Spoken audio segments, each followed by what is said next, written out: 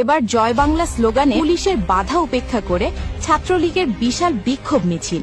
দেশের বিভিন্ন জায়গায় একের পর এক সফল ঝটিকা মিছিল এখন সেটি বিক্ষোভ মিছিলের রূপ নিয়েছে। দমন পীড়ন, গ্রেফতারের ভয় দেখিয়ে আওয়ামী লীগকে কখনোই দমিয়ে রাখা যায় না। যারা ভেবেছিল বাংলাদেশের রাজনীতিতে আওয়ামী লীগের চ্যাপ্টার ক্লোজড, এই দল আর কখনোই মাথা উঁচু করে দাঁড়াতে পারবে না, কিন্তু আজ বাস্তবতা অন্য কিছু বলছে।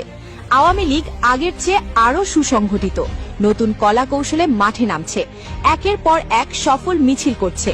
আজ জুমার পরে ময়মনসিংহে বিপুল পরিমাণ নেতাকর্মীদের সমাগমে জয় বাংলা স্লোগানে পুলিশের বাধা উপেক্ষা করে বিশাল বিক্ষোভ মিছিল করে দেখিয়ে দিয়েছে ছাত্রলীগের নেতাকর্মীরা।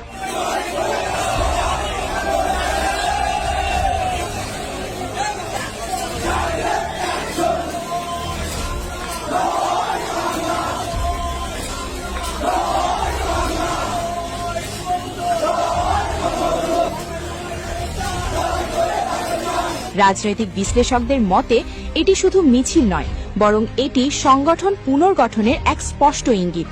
কারণ দীর্ঘ দমন পীড়নের পরও যদি কোনো রাজনৈতিক দলের কর্মীরা মাঠে সক্রিয় থাকতে পারে, তাহলে বুঝতে হবে তাদের সাংগঠনিক ভিত্তি এখনো পুরোপুরি ভেঙে পড়েনি। এবং বর্তমানে আওয়ামী লীগ ও ছাত্রলীগের নেতাকর্মীরা যে হারে একের পর এক সফল মিছিল করছে, আর বাংলাদেশের বাস্তবতা হল বাংলাদেশের রাজনীতিতে সংগঠিত শক্তি শেষ পর্যন্ত সবচেয়ে বড় ফ্যাক্টর হয়ে দাঁড়ায়।